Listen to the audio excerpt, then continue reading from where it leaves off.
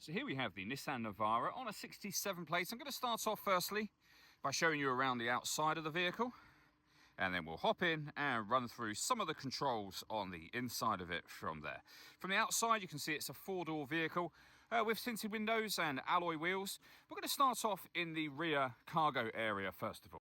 As we approach the back of the vehicle, you can see we have the tailgate that drops down there. Plenty of space, as you may well imagine, and you can, of course, remove this top section as well. Okay, so we're just going to work our way back around to the front of the vehicle, and then we'll hop in, and as I mentioned, we'll run through some controls from there. Now that we've done a full circle of it though, you can see it's in fantastic condition the whole way. Just briefly before we climb in, I think it's well worth seeing the interior from this exterior point of view. There's plenty to run through on the dashboard, so let's hop in and we'll do that right now. Okay, now that we're inside the car, we're going to start with the dials. On the left-hand side, we have the rev counter and coolant temperature gauge. On the right-hand side, the speedometer and fuel gauge. In the centre, you can see the total miles. They are 128,033.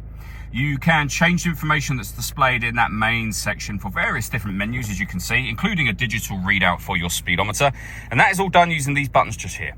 We have our stereo controls beneath that. Over on the right-hand side, we have our cruise control and speed limiter, as well as phone controls. Into the centre, the main touch screen. So this vehicle's got satellite navigation, really nice, clear colour display, as you can see. Very easy system to use, accessed via these buttons just here. We have, of course, the ability to pair up your phone, hit connect, and then follow the instructions on screen from there.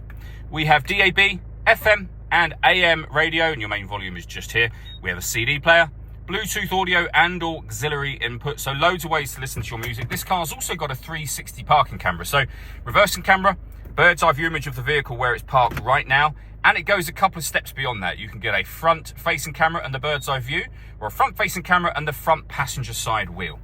Below that, we then have our climate control. You can adjust the temperature in the vehicle. You can increase and decrease the fan speed. Of course, you can determine where you'd like the air to be distributed.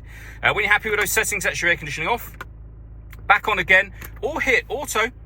The vehicle will then take full control for you, which you can override at any time, and it's doing that to maintain these temperatures. We have lots of off-road, four-wheel drive, differential settings, downhill brake control.